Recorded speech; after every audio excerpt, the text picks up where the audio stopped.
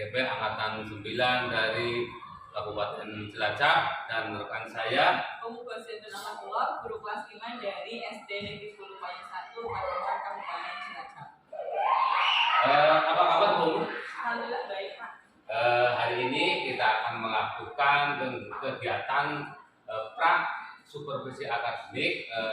Tujuan supervisi akademik adalah agar nantinya meningkatkan kompetensi guru dalam pembelajarannya yang berpihak kepada murid seperti itu. Kemudian kenapa ini dilakukan? Agar nantinya saat guru melaksanakan kegiatan pembelajaran ketika diobservasi itu lebih siap dan lebih percaya.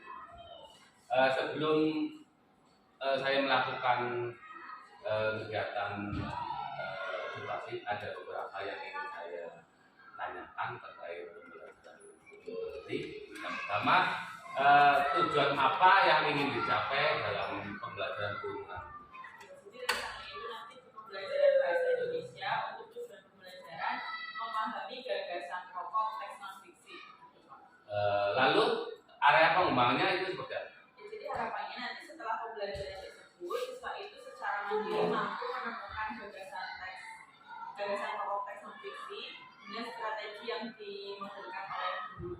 Jadi nanti ada 3 strategi yang dimodelkan kepada siswa. Yang pertama itu ada dengan identifikasi topiknya, kemudian menandai informasi penting dan menggali di teks itu apa yang mereka temukan.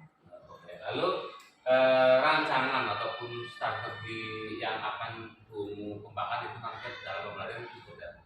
Ya, jadi rencananya itu nanti pembelajaran ini menggunakan strategi lokal karya membaca, yang mana nanti dimodelkan terlebih dahulu oleh guru dari menemukan gagasan teksnya untuk menulis seperti apa, kemudian nanti secara bersama-sama kita menelitikan apa yang dilakukan guru, kemudian nanti dibuat kelompok kecil-kecilnya, jadi nanti siswa yang merasa secara kelompok, baru setelah itu secara individu. Mungkin ada lagi yang mau dikembangkan lagi seperti itu. Ya, jadi kan kalau itu kemampuan kognitifnya beragam. Jadi nanti divariasikan dengan kegiatan konferensi membaca. Jadi ada kesempatan dulu itu face-to-face satu guru untuk satu siswa terlibat. Sehingga untuk siswa-siswa yang mengalami kesulitan dan membutuhkan bimbingan itu dapat terfasilitasi. Oke. Kapan Bu kira-kira akan melakukan pembelajaran di kelas berapa dan jam berapa? Di kelas 5 itu nanti hari Senin pembelajaran pertama dan kedua setelah upacara. Nanti saya akan melakukan supervisi akademik di kelasnya gurumu. Saya akan catat pembelajaran yang gurumu lakukan di kelas. Setelah itu kita akan melakukan kegiatan pasca observasi. Setelah kita melakukan kegiatan pra observasi hari ini, kira-kira apa yang guru Jadi lebih ini ya Pak, lebih matang untuk persiapan besok, lebih yakin apa yang akan disampaikan ke siswa. Terima kasih atas bincang-bincang hari ini, Bu. Kita berjumpa lagi saat observasi ada pembelajaran guru. Terima kasih.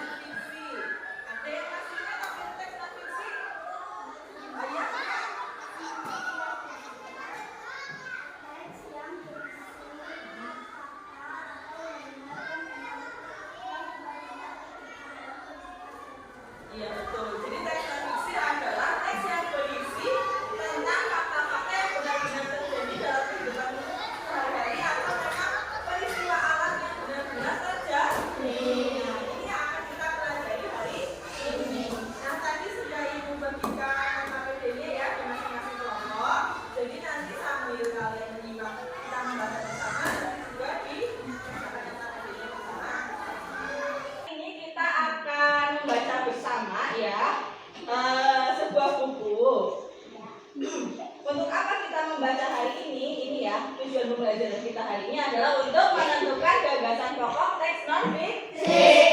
Caranya itu ada 3 macam. Yang pertama ada identifikasi topik, kemudian dengan menandai kata kunci atau informasi penting dan menggali apa yang teks ajarkan kepada saya. Pada saya atau kepada kita ya. Nah, sekarang perhatikan 3 poster yang berusaha di bawah ini ya. Semua lihat di sini, kelihatan? Nah, yang pertama ada identifikasi topik. Nah, untuk melakukan identifikasi topik itu ada beberapa cara ya. Jadi identifikasi topik itu apa? Kita mencari apa yang paling banyak dibicarakan dalam teks tersebut. Caranya dengan apa? Kita bisa dengan melihat judulnya atau subjudulnya, kemudian dengan memperhatikan gambar, atau dengan mengamati kata yang paling sering muncul di teks itu.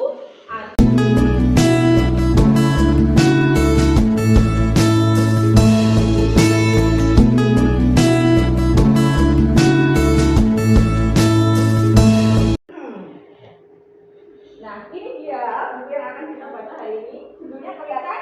Kelihatan. Judulnya? Di sini ada nama penulisnya. Nama penulisnya siapa?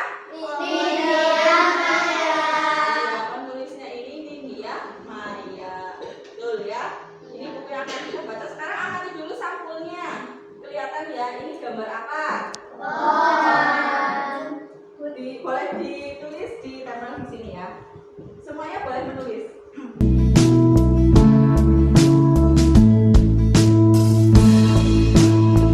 Jadi ada pohon, pepohonan, pegunungan, hutan. Iya, bagus ya. Nah, sekarang kita amati lagi sampul ini. Menurut kalian, perkiraan kalian gitu ya, ini bukunya itu isinya tentang apa? Coba boleh ditulis nanti jawabannya boleh ditambah di depan.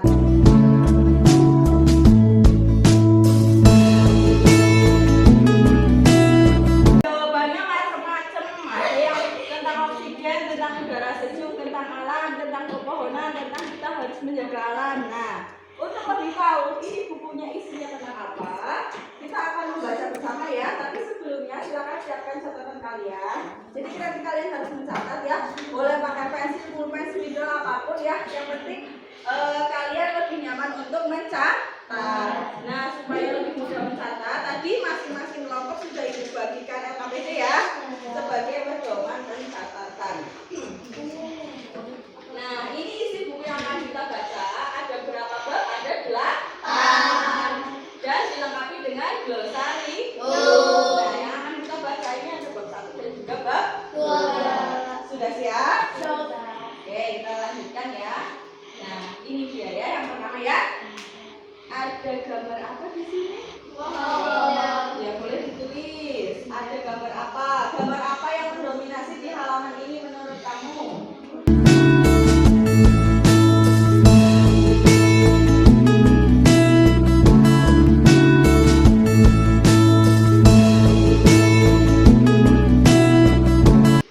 Hai teman-teman, ayo kita bermain keluar. Pernahkah kamu berada di bawah pohon rindang? Bagaimana rasanya? Sejuk. Iya. Menikmati terpaan udara sejuk, melihat burung, serangga, dan hewan lainnya. Merasakan hangatnya sinar matahari, menghirup udara segar. Nah, tadi setelah kita baca teks ini, menurut kamu apa yang teks ini ajarkan? Ada yang mau menjawab? Ya? Pohon rindang membuat udara menjadi sejuk. Iya, bagus ya. Oke, guru lanjutkan ya. Nah, sekarang perhatikan. Di sini ada gambar apa saja? Yang paling mendominasi, yang paling besar ada gambar apa? Oh, selain gambar pohon ada gambar apa? Ada matahari, terus ada sapi, ada tanah. Iya, betul ya.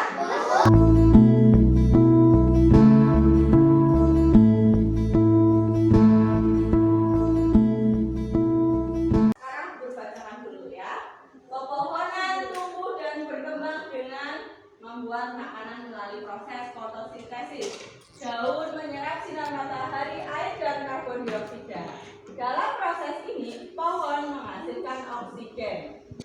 sini ada informasi tambahan ya.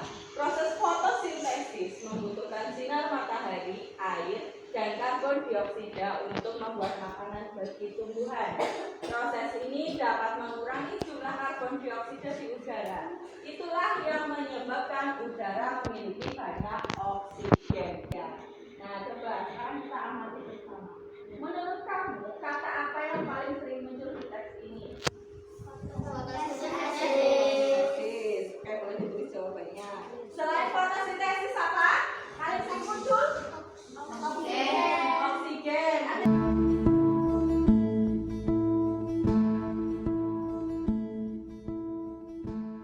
Sekarang, coba perhatikan. Apakah kalian menemukan kata yang bercetak tebal? Boleh tolong tuliskan buat guru satu ya. Fotosintesis. Apa itu fotosintesis? Adalah apa? Kalau masih belum yakin, boleh kita buka dosen lagi. Iya. Ini apa fotosintesis?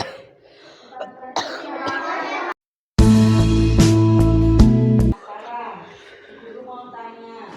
Menurut kamu, informasi penting apa yang ada di teks ini? Setiap orang membutuhkan oksigen untuk hidup. Setiap orang membutuhkan oksigen untuk hidup. Oke. Manusia tidak bisa hidup tanpa pohon. Manusia tidak bisa hidup tanpa pohon. Boleh jawabannya tolong dituliskan ya. Ada jawaban lain lagi? Informasi penting apa yang ada pada teks ini? Hah? Manusia membutuhkan pohon. Iya, bagus. Boleh ditulis jawabannya terus ditempel di sini ya.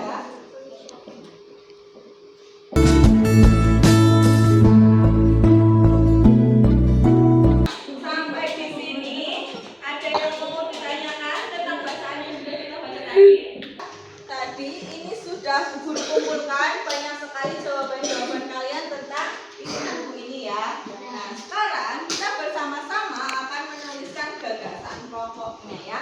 Dengan 3 cara tadi ya kita sudah melakukan apa? Yang pertama identifikasi topik. Yang kedua apa? Menggali informasi penting atau kata kunci. Dan yang ketiga menggali tentang yang teks ajarkan kepada kita. Nah, jadi menurut kamu gagasan pokoknya apa? Pohon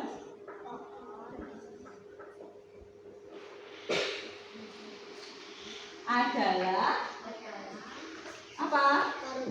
Iya betul. Pohon adalah paru-paru dunia karena menghasilkan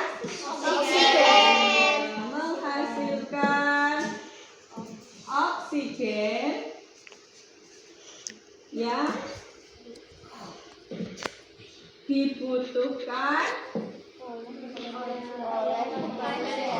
oleh manusia atau makhluk hidup lain? Ya, oleh makhluk hidup lain untuk apa? Ya, untuk bernapas. Betul. Jadi ini gagasan pokok dari bab yang kita baca tadi. Oke, kita baca bersama pohon. Ya, itu tadi buku yang kita baca hari ini. Nah, gue mau tanya, setelah kalian membaca buku ini, bagaimana perasaan kalian? Jadi tahu Kak, apa?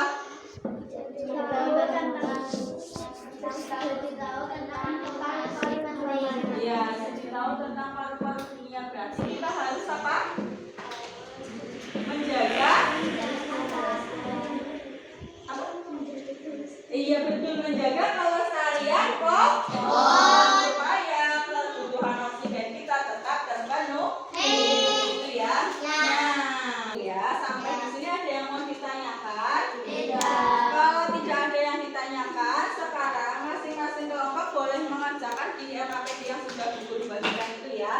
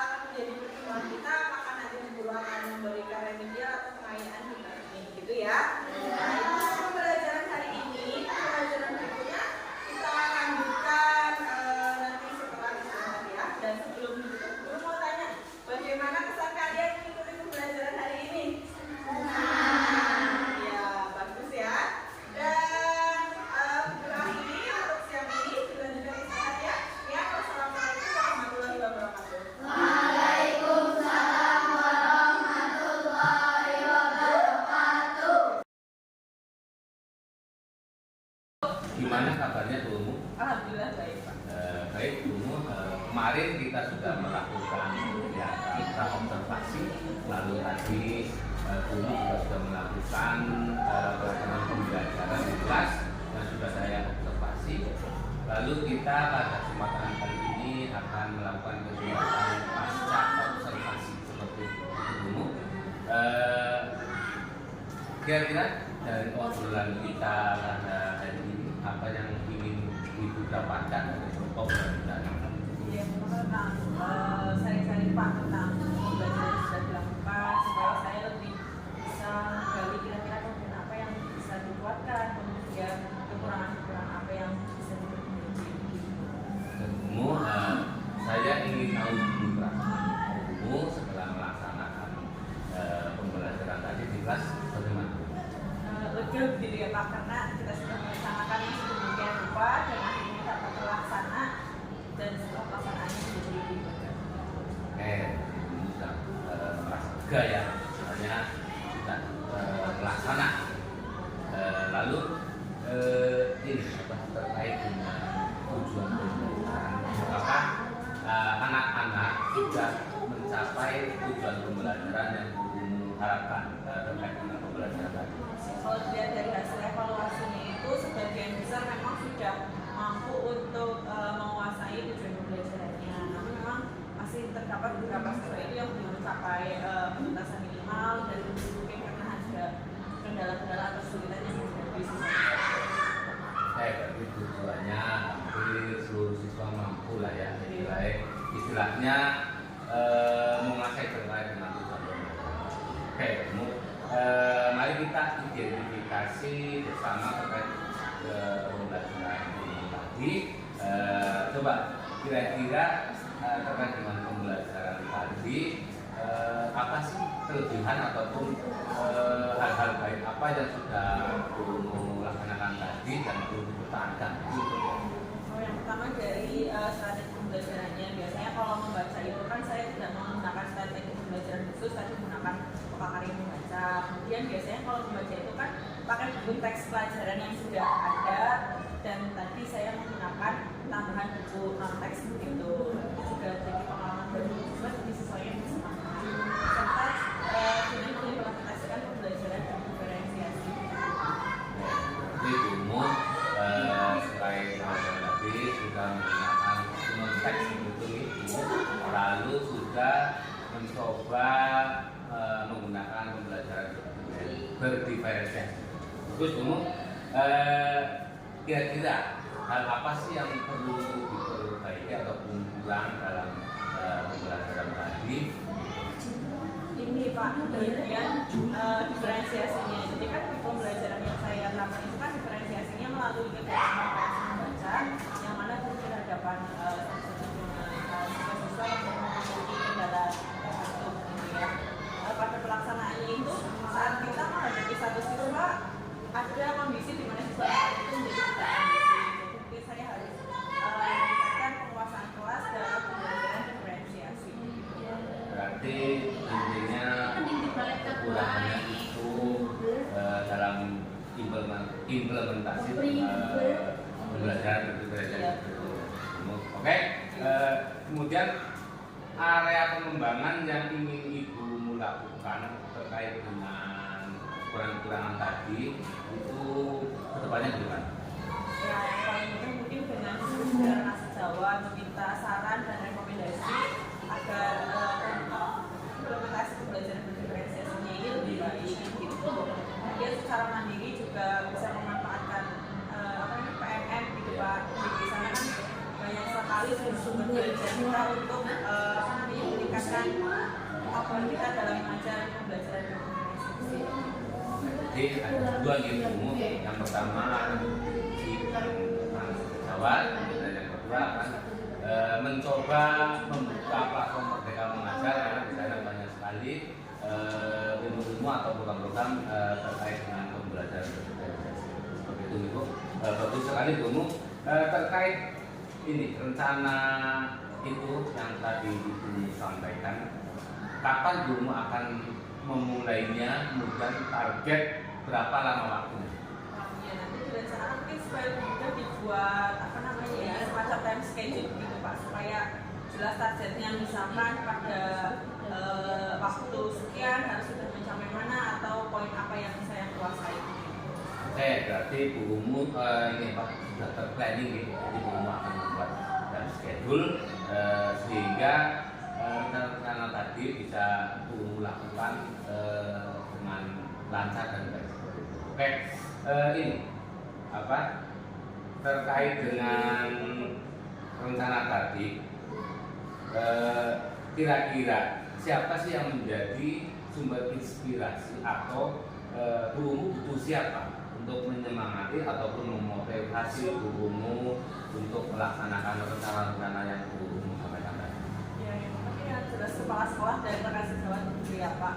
Karena harapannya kita sebagai guru selain mengajar juga bisa belajar dengan dukungan-dukungan dari para sejawat dan juga dukungan dari kepala sekolah, karena itu bisa menciptakan suasana belajar yang apa ya memotivasi kita gitu ya. Jadi kita dapat belajar dengan tenang dan juga bersemangat saling membantu satu sama lain.